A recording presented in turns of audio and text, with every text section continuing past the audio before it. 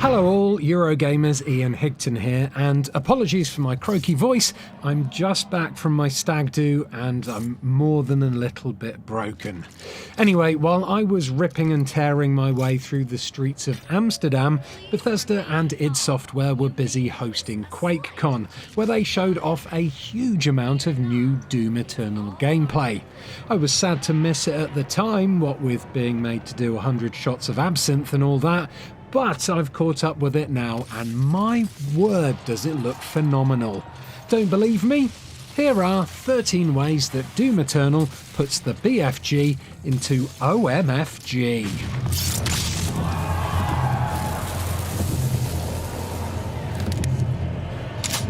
First things first, Doom Eternal brings with it some brand new clobber for the DOOM Slayer, which, as we can see from this concept art, shows off his incredibly beefy biceps to full effect.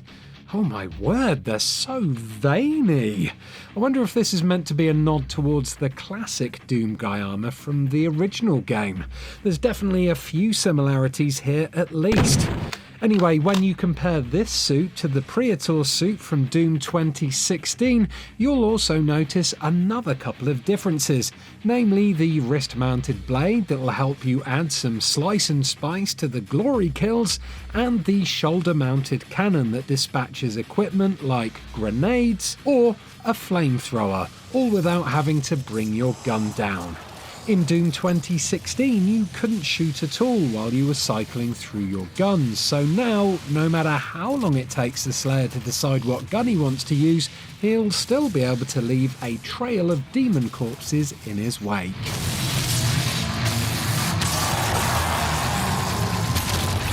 It would have been very easy for the team at id to just copy and paste the weapons from Doom 2016 into Eternal and just run with it. They were bloody lovely, and you can't really deviate from the classic shotgun, plasma gun, rocket launcher, etc. loadout if you want to keep things feeling like a Doom game. So, while there are still 8 guns plus the BFG and chainsaw like in previous games, all the guns here have been completely redesigned to keep them feeling freaky, fresh and fricking awesome. Some of the differences are subtle, but most seem to lie in the alt modes of each weapon. The standard combat shotgun, for instance, now fires sticky grenades, while multiple hits from the new look, old school inspired plasma gun can cause targets to explode and deal splash damage to nearby enemies. One of the most original weapons revealed so far has to be the Ballista, which looks like a slight reskin of the Gauss cannon from Doom 2016, except that it also has the ability to spear demons with an explosive bolt. Beautiful! Weapon mods will of course be returning in Doom Eternal, but all we know about them so far is that some will be familiar and some will be totally new. Now, technically this belongs in the previous section, but the Super Shotgun in Doom Eternal delivered so many OMFGs that it really does deserve its own category. Now, obviously the Super Shotgun has always been immense, but in Doom Eternal, the Super Shotty now comes with added meat hook action. This brutal addition to the base of the gun was one of the highlights of the showcase because it allows you to pull yourself towards Hellspawn so you can look them right in the eyes as you send them back to the underworld. Combining a damn good meat hooking with a glory kill is going to look and feel spectacular, but one of the best things about it is this also gives the Slayer the ability to launch himself into the air. Which brings us to this next point of OMFG-ness, the Slayer's new mobility options. All the way through the proceedings we were able to see instances of the new dash manoeuvre, which allowed the Slayer to dodge out of harm's way, or in some instances even launch himself at an enemy for a swift glory kill. You can see on the heads-up display here that the dash skill can only be used twice in quick succession before it has to recharge.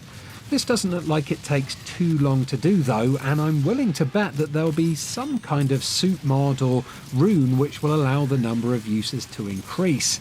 It's not just dashing that's new though. Some of the biggest cheers from the audience came when the Slayer climbed up special climbable walls or swung on poles to cross gaps. These things don't sound too impressive on their own, no, but once you start combining meat hooking, dashing, swinging and climbing together into one fluid dance of death, well, things are going to look OMFG AF.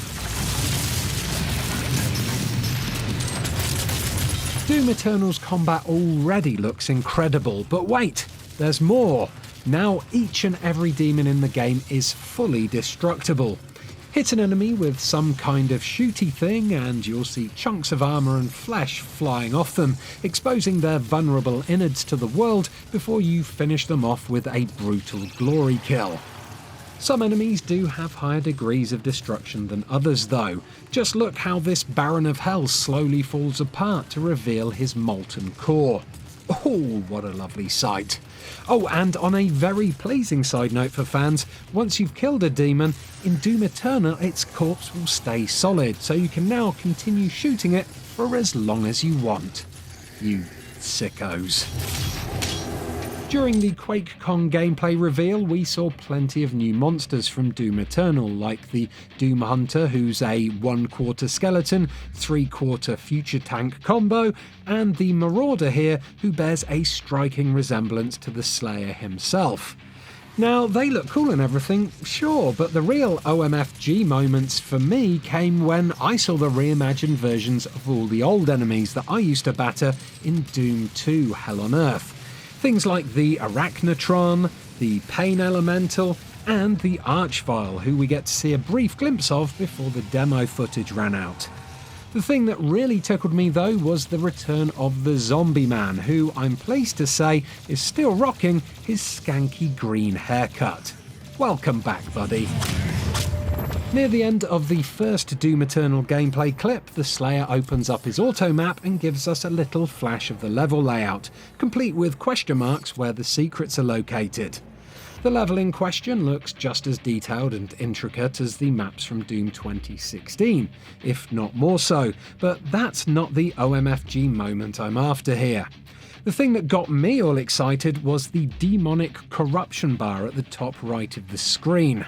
Nothing has been said about that by any official sources as far as I know, so I'm putting my game theory hat on here, but it stands to reason that this will probably indicate how many demons you need to neutralise in order to cleanse an area.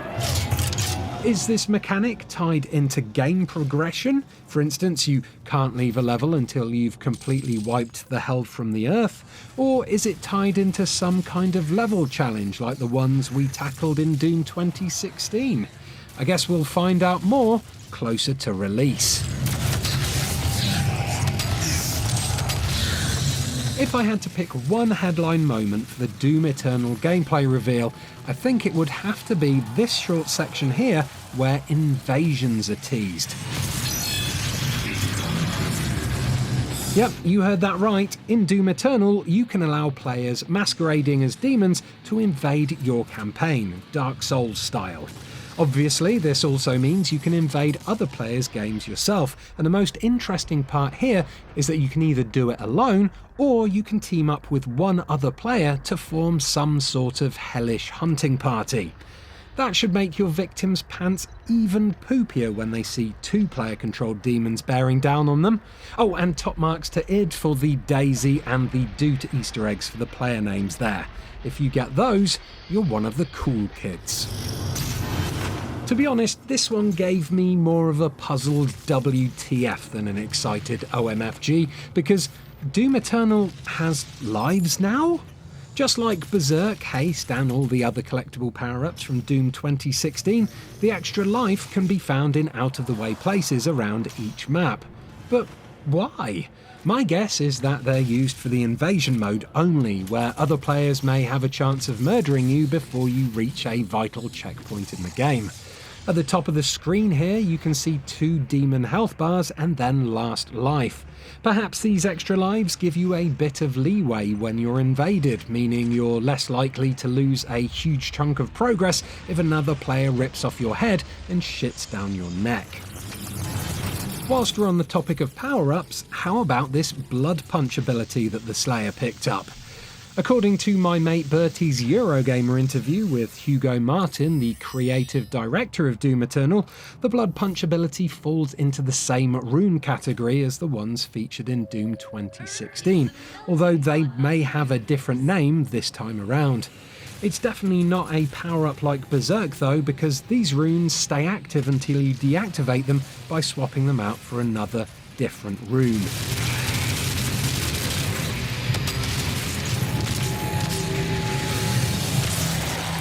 If you completed Doom 2016, you should know what the Crucible is. It's basically the game's MacGuffin, the thing that Samuel Hayden says will close the portal to hell. At the very end of Doom 2016, Samuel Hayden gets his hands on the Crucible and ignites it, turning it into a huge red laser sword thing before turning around and waltzing off into the sunset. Now, at the end of the Quakecon gameplay demo, when he faces off with the Archvile, the Slayer ignites a very similar looking sword. Is this the same sword that Samuel took, or another one entirely?